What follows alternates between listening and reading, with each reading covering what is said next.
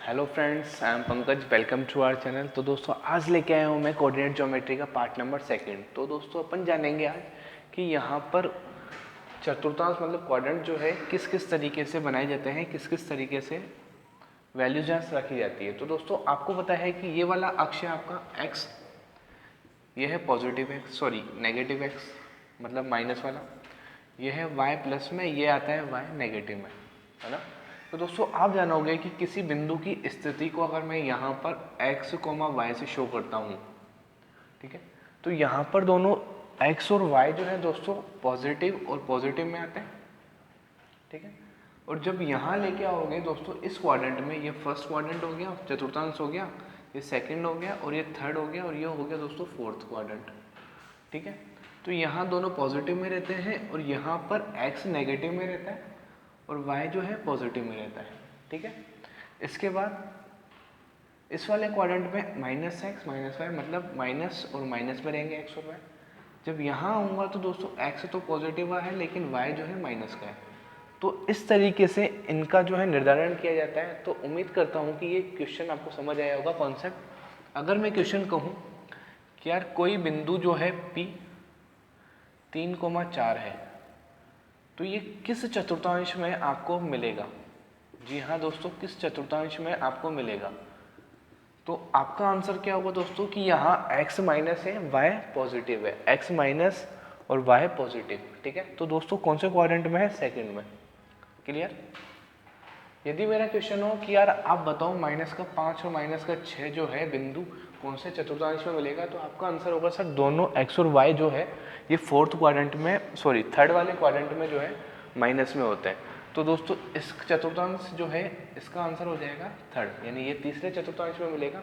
उम्मीद करता हूँ कि इस टाइप के छोटे छोटे से क्वेश्चन जो है आपको समझ आ रहे होंगे। अब चलते हैं अपन पोलर कोऑर्डिनेट्स की तरफ कि ध्रुवीय रूप कैसे होता है कोऑर्डिनेट्स का। चलते हैं दोस्तों उस क्वेश्चंस की तरफ। कॉन्सेप्ट, अब जो कॉन्सेप्ट है वो है दोस्तों पोलर कोऑर्डिनेट, किसी बिंदु का ध्रुवीय रूप। तो ध्रुवीय रूप क्या होता है बिल्कुल बेसिक से जानने वाले हैं, तो बिल्कुल रेडी रहें आप। अगर मैंने एक्सिस यहाँ बना दिए, ये x ये y, ठीक है। अगर कोई पॉइंट दोस्तों P पॉइंट मैंने यहाँ ले लिया जिसके कोऑर्डिनेट मैंने दे दिए x, y, ठीक है। तो आपको बताया कि यार ये x डिस्टेंस जो है वो ये वाली होगी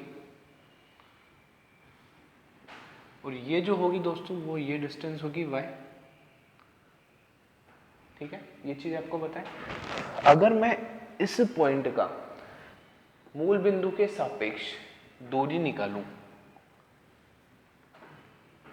तो दोस्तों इसको अगर मैं r ले लेता हूं r, ठीक है। मैंने कहा कि मूल बिंदु के सापेक्ष अगर ये मूल बिंदु है, यहाँ से यहाँ तक की डिस्टेंस मैंने r ले ली। तो दोस्तों पाइथागोरस प्रमेय से इस त्रिभुज में अगर मैं इसको नाम दे देता हूँ a, तो OAP वाले त्रिभुज में r जो है यहाँ पर कर्ण है। कर्ण है तो आप यहाँ हाइपोटेनस मतलब पाइथागोरस प्रमेय लगा सकते हो। पाइथागोरस प्रमेय क्या कहती है, आर स्क्वायर बराबर x square plus y square. Pythagoras प्रमेय से कर्ण स्क्वायर बराबर लंब स्क्वायर प्लस आधार स्क्वायर, लंब स्क्वायर प्लस आधार स्क्वायर। यहाँ से आर की वैल्यू निकालोगे तो दोस्तों क्या बनेगा आपका x square plus y square, ठीक है। तो यहाँ से आप आर की वैल्यू निकाल सकते हो, मतलब मूल बिंदु से इसकी ये डिस्टेंस निकाल सकते हैं। क्लियर। अब दोस्तों इस त्रिभुज में अगर मैं कोस थीटा निकालूं, ठीक है, कोस थीटा लाल बटा कक्का से क्या हो जाएगा दोस्तों, आधार बटा कर्ण, ठीक है, मतलब बेस अपॉन हाइपोटेनस। तो दोस्तों आधार की बात करूं तो आधार तो यहाँ पर क्या है x, ठीक है, x हो गया। और कर्ण की बात करूं मैं दोस्तों, कर्ण क्या होगा ये r। उससे पहले अगर मैं थीटा की बात करूं कि थीटा कौन सा लेके चलते हैं दोस्तों, ये वाली जो डिस्टेंस है वो x अक्ष के साथ अगर थीटा कोण बनाए तो, ठीक है। मैंने कहा कि x अक्ष के साथ ये वाली डिस्टेंस थीटा कोण बना रही है पॉजिटिव x अक्ष के साथ। तो दोस्तों यहाँ कोस थीटा बराबर आधार बटा कर्ण, यानी आधार तो हो गया x, कर्ण यानी ये r हो गया। क्लियर। तो यहाँ से इसी तरीके से दोस्तों आप साइन थीटा भी निकाल सकते हो। साइन थीटा बराबर होता है लंब बटा कर्ण। अब यहाँ लंब है y और कर्ण है आपका r। क्लियर। तो यहाँ से जब मैं दोस्तों इस वाले फंडे से जब मैं x की वैल्यू निकालूंगा तो x बराबर हो जाएगा दोस्तों r कोस थीटा, ठीक है। एक्स बटा आर बराबर कॉस है, तो आर को यहाँ भेज दे तो क्या बन गया आर कोस थीटा। इसी तरीके से यहाँ से मैं वाई की वैल्यू निकालूंगा, तो आर यहाँ भेज दोगे तो वाई बराबर आ जाएगा दोस्तों आर साइन थीटा। तो दोस्तों यही जो है आपके पोलर कोऑर्डिनेट्स को बताते हैं, यही पोलर कोऑर्डिनेट को बताएंगे एक्स का मान ये रखना है, वाई का मान ये रखना है, ठीक है। और आर की वैल्यू आप इस तरीके से निकालोगे, क्लियर।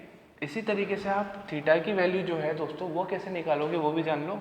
अब इस त्रिभुज में मैंने क्या लगा दिया दोस्तों, टेन थीटा, ठीक है। टेन थीटा जो यहाँ लगाओगे तो टेन थीटा बराबर होता है दोस्तों लंब बटा आधार, यानी लंब का मतलब तो हो गया दोस्तों perpendicular divide by base, clear. तो परपेंडिकुलर क्या है दोस्तों, यहाँ लंब क्या है y, आधार क्या है x, तो टेन थीटा की वैल्यू आ गई दोस्तों y अपॉन x। तो यहाँ से आप थीटा की वैल्यू भी निकाल सकते हैं, समझ आया। सबसे पहले मैंने r की वैल्यू निकाली रूट में x square plus y square, यहाँ से x बराबर आ गया आर कोस थीटा, y बराबर आ गया आर साइन थीटा, ये पोलर कोऑर्डिनेट्स हो गए। r की वैल्यू आप निकाल सकते हो, थीटा की वैल्यू यहाँ से आई जाएगी। तो इस पर बेस एक क्वेश्चन देखते हैं ताकि आपका कॉन्सेप्ट और क्लियर हो जाए, काफ़ी मज़ा आने वाला है। तो दोस्तों क्वेश्चन को जरूर देखें आप। तो दोस्तों प्रश्न को देखें और उसको सॉल्व करने की कोशिश करें। बिंदु P का ध्रुवीय रूप ज्ञात करने को कहा गया है, कोऑर्डिनेट x और y क्रमशः 1 और √3 है। तो दोस्तों सबसे पहले आप ध्रुवीय रूप को जानें कि ध्रुवीय रूप क्या होता है, आर कोस थीटा और आर साइन थीटा। तो आपने निकाला आर बराबर क्या था, अभी सीखा अपने रूट में x square plus y square. इसी तरीके से थीटा की वैल्यू इस तरीके से निकालेंगे।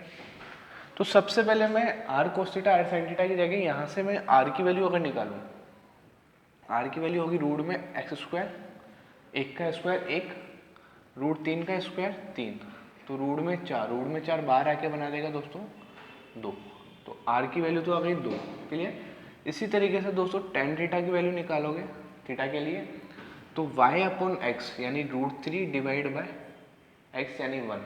तो दोस्तों टेन थीटा बराबर जो है √3 कब होता है, जब थीटा की वैल्यू जो होती है 60 डिग्री। मैंने कहा टेन थीटा √3 कब होता है, जब थीटा की वैल्यू होती है 60 डिग्री।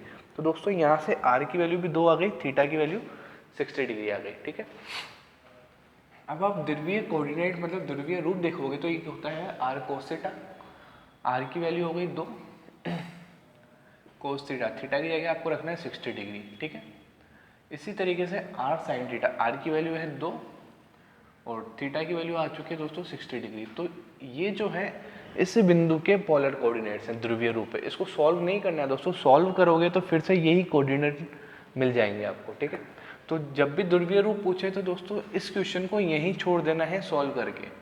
तो यहाँ केवल आपको इतना सा जानना था कि ध्रुवीय रूप जो होता है आर कोस थीटा और आर साइन थीटा होता है, ये एक्स को और ये वाई को शो करता है। और आर कैसे निकालोगे, इस तरीके से, ठीक है। इससे पहले अपन ने बेसिक भी जान लिया है। अगर दोस्तों वीडियो पसंद आए तो लाइक करें, शेयर करें और सब्सक्राइब करें, बिल्कुल हाँ दोस्तों व्हाट्सएप ग्रुप पे भी शेयर करें। तो उम्मीद करता हूँ कॉन्सेप्ट समझ आया होगा। चलते हैं अब नेक्स्ट वीडियो में मिलते हैं अपन।